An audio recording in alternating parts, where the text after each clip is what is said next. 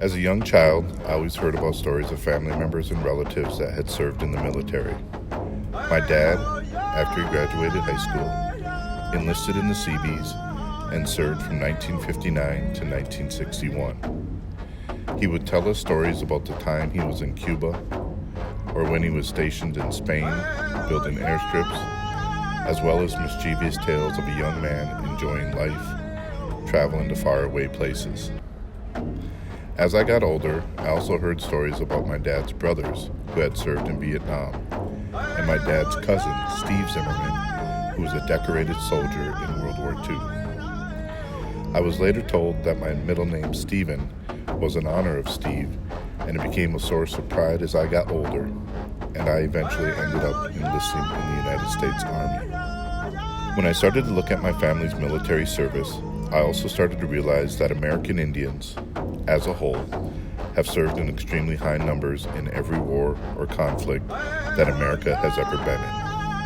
I also started to recognize that here was an incredible story that needed to be told. My dad and his three brothers, from the small reservation of Grand Portage in northern Minnesota, all served in the military during the Vietnam era and all came back alive to tell about it. As I previously mentioned, my dad, Terry Zimmerman, the oldest of four boys, served in the Seabees from 1959 to 1961. Although he never went to Vietnam, he served during that era and was in Cuba during the time that Castro-led forces overthrew Batista and his followers.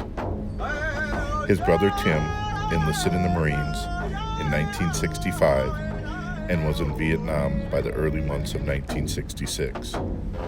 About 8 months into his tour, he received a Medal of Valor for saving an injured comrade, and a few days later, received a Purple Heart for an injury sustained during a firefight.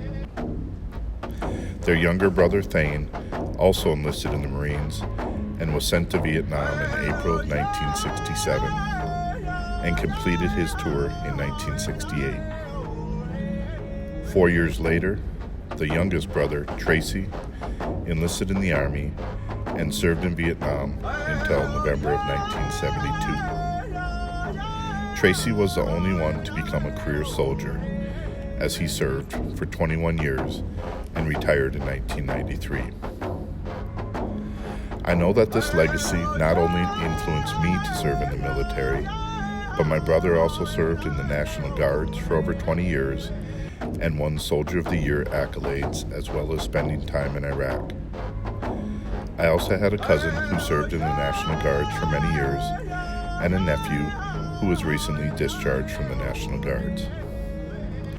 Each year during the Grand Portage Rendezvous Days powwow, we pay tribute to the veterans in our family by dancing for them during the Veterans Song, and we have also raised the American flag in the powwow arena in their memory.